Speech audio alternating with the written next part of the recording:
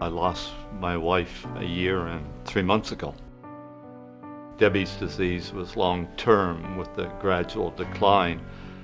We were together 25 years before he died. He decided that he wanted to die, that there was no real point of him going on. It was in his brain, so he was losing parts of his mind, and he wanted to die. When a family is considering end-of-life care for their loved one, it's a very difficult time. I guess you just get run down. So, and that's the whole idea of hospice in that situation. It's for people that have, been with the person, saw them decline, and been dealing with it. She knew that that's, where she had to be. I had done all I could, and the care was to the point with her system that she had to have more nursing care than what could be provided at the home. The palliative care team at the hospital were realizing what we wanted to do, and they said, well, I think maybe you should look into residential. He told us that it was a possibility, and we hadn't even thought about it being a possibility. So the hospice was a much better environment for us.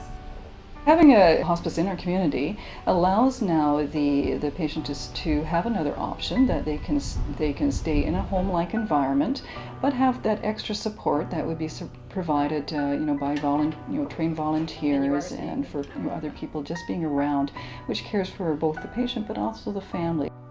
The care was extremely good in the fact that they responded to what I felt they should be doing. Like, there was really good communication between us and the doctor.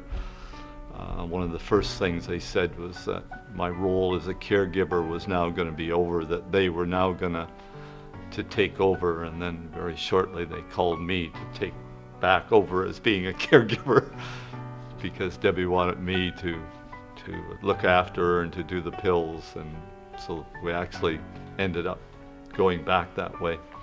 We're there also, to be able to talk to, the family and the patient to explain what's happening and what the next stages are.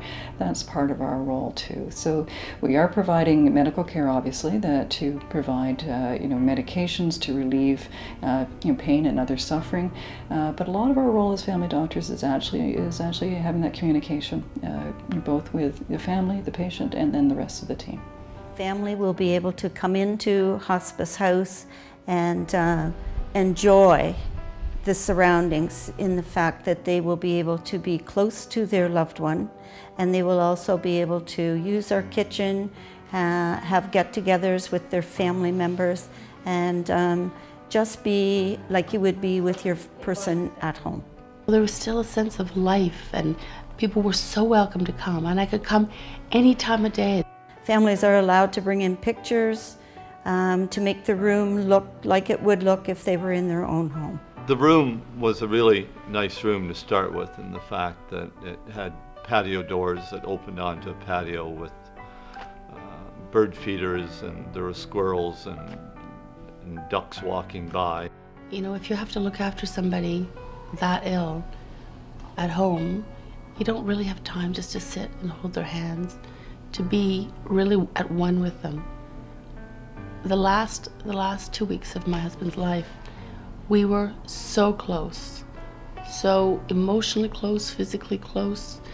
I really found it a blessing, and sitting beside him, there was nothing else I wanted to do.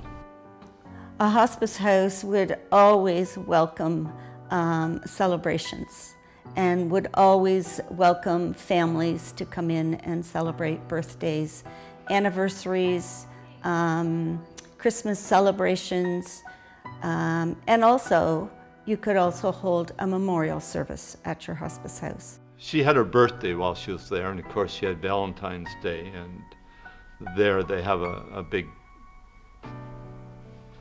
common room, which is like a gazebo almost. It's all glassed in, and you're able to wheel her bed like out to there, so we had like a party out in that gazebo. Looks nice, I'm sure they'll enjoy it. They will. You know, had Joseph been eating, they would have made his special whatever he wanted. And my son enjoys chocolate cookies of some sort. And they made chocolate brownies and chocolate cookies, and the kitchen always had chocolate things for my son there.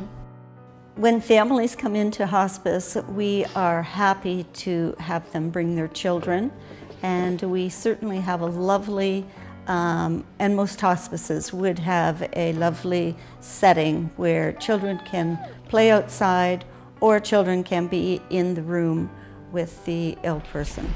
Hi, Grandma. Their whole goal is to make the family and the patient as happy as they can. They don't seem to have any agenda other than that. I think the biggest gift they gave us was the solitude to be together, and not a lot of pulling of the drapes and rattling of the spoons and all the chaos that goes along. I think once anybody has been involved with hospice, especially residential hospice, that they will put their support behind it an awful lot. I can't say enough about how great it was for us. It sounds awful, the word great and death in the same sentence, but the reality is that he had to die, and it was a great place for him to die.